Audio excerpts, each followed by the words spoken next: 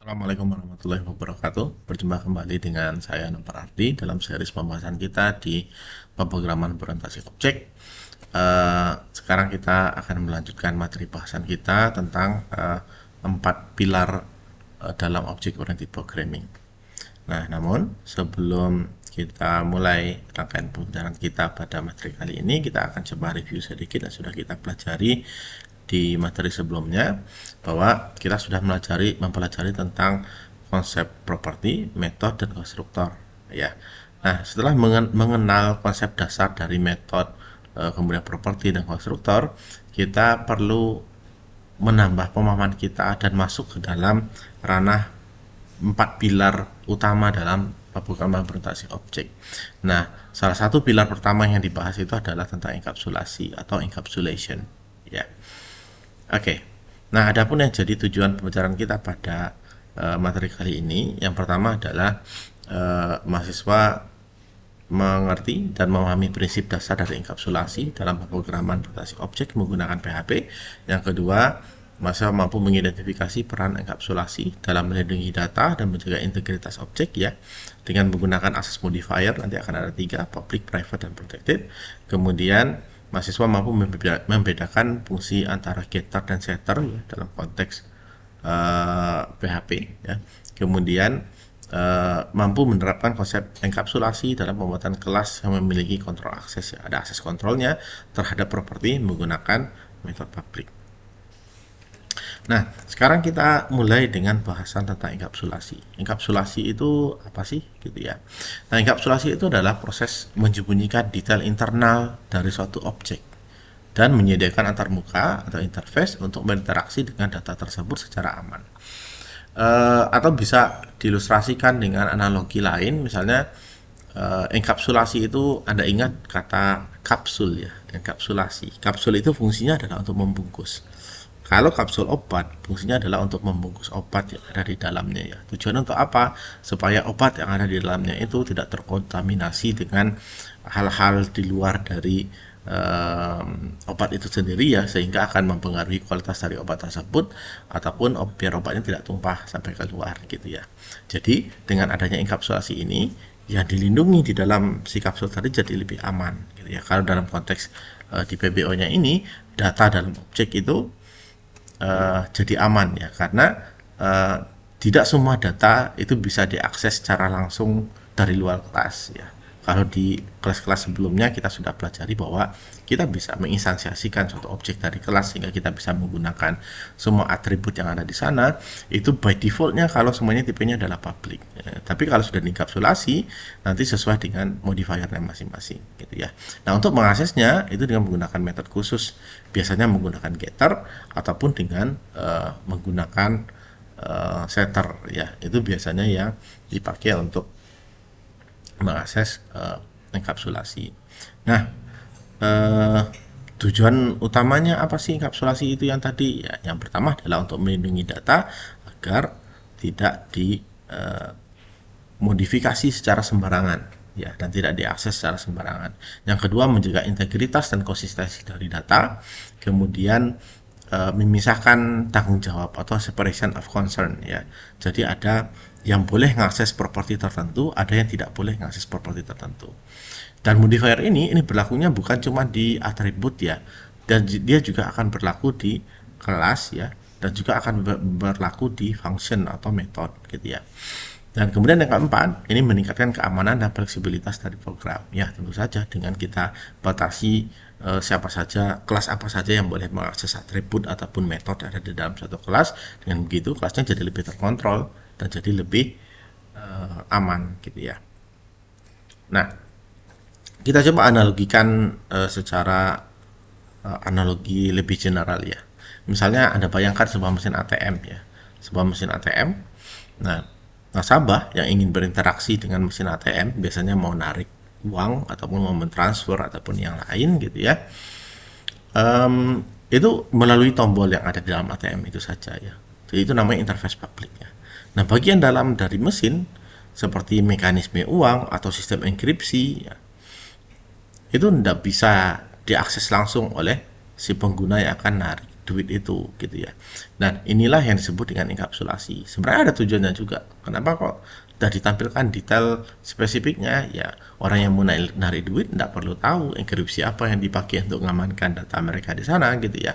Kemudian bagaimana mekanismenya ketika dimasukkan kartu terus data uangnya bisa keluar, mereka juga tidak butuh itu. Mereka butuhnya interface sesederhana mungkin yang memudahkan mereka untuk melakukan transaksi di mesin ATM. Nah, inilah yang disebut dengan enkapsulasi ya. Data dan proses internal itu disembunyikan ya. Namun tetap dapat digunakan melalui cara yang aman dan juga terkontrol. Jadi si pengguna ATM ini bisanya menggunakan ATM ya untuk keperluannya di situ saja gitu. Kalau menarik duit ya silakan ditarik duitnya. Kalau untuk transfer ya mereka gunakan interface untuk mentransfer dan seterusnya gitu ya. Nah, untuk ini sendiri modifier dari si enkapsulasi, terdapat 3 modifier ya dalam enkapsulasi. Yang pertama modifiernya itu adalah public ya.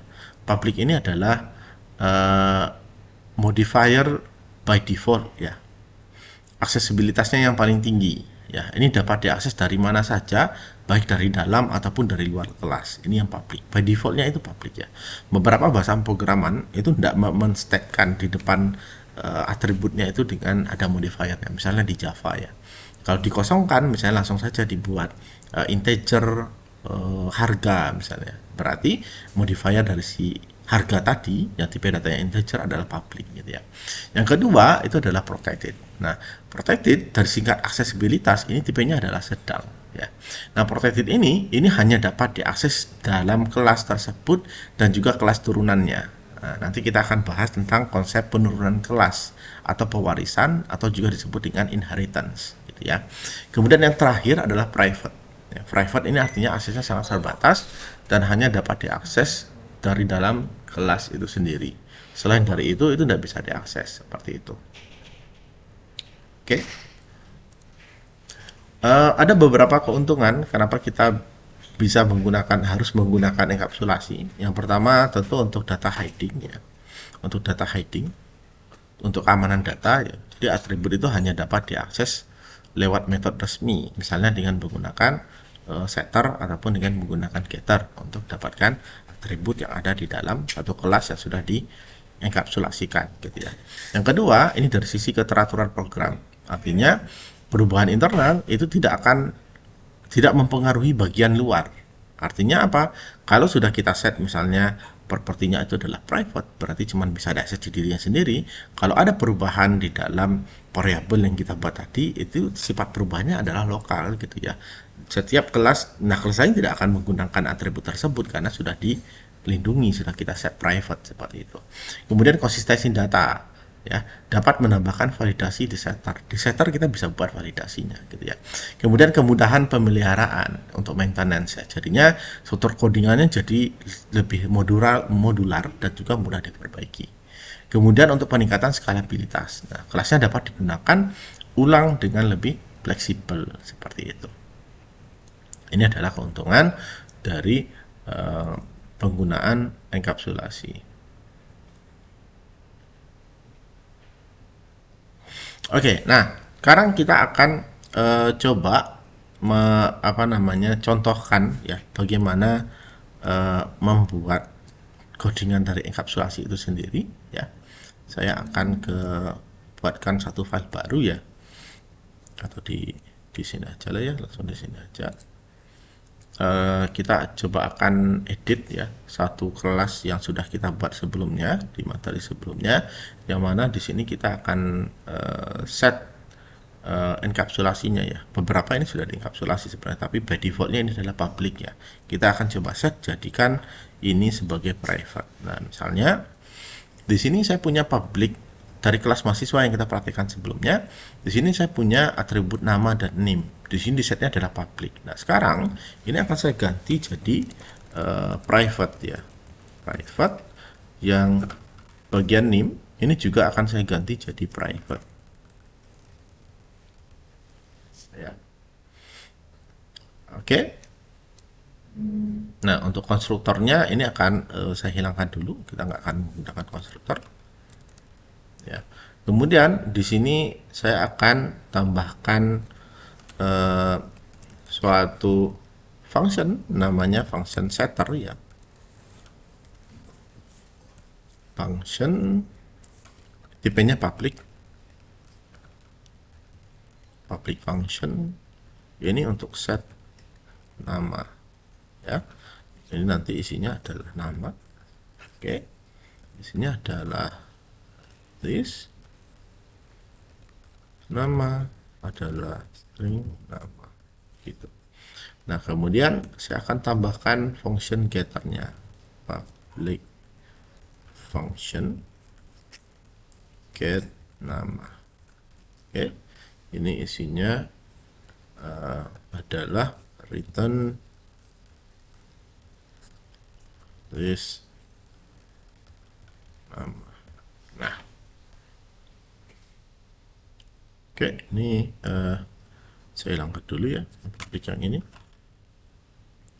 Nah, sekarang kita akan coba tambahkan ya di bagian bawahnya ini adalah untuk set name ya. Public function set name ya. Ini isinya adalah name ya. Kemudian if saya ngitung panjang name ya, string length dari si name ini sama dengan 10.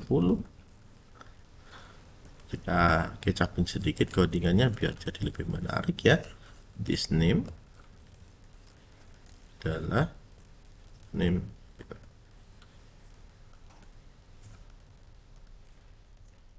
else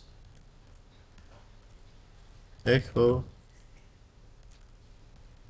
name tidak valid. Nah, ini semacam validasi ya. Di sini saya buatkan bahwa jika name-nya itu lebih dari tidak sama dengan 10 karakter, karena idealnya name itu 10 karakter ya kalau di kampus sini gitu ya. Nah, kalau misalnya kurang dari 10 atau lebih dari 10, maka name-nya jadi tidak valid. Nah, baru kita tambahkan getternya ya. Public function get name, isinya ya get name aja, return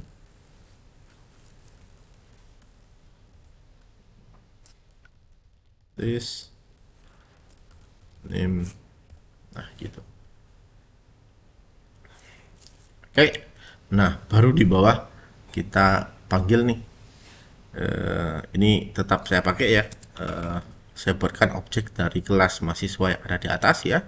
Kemudian setelah itu saya set namanya adalah Fulan, name-nya adalah ini gitu ya. Kemudian baru saya echo kan mahasiswa 1 yaitu get nama. Ini ya. Kemudian nanti akan saya buat isinya ada strip ya, nama strip string mahasiswa 1 get name gitu ya.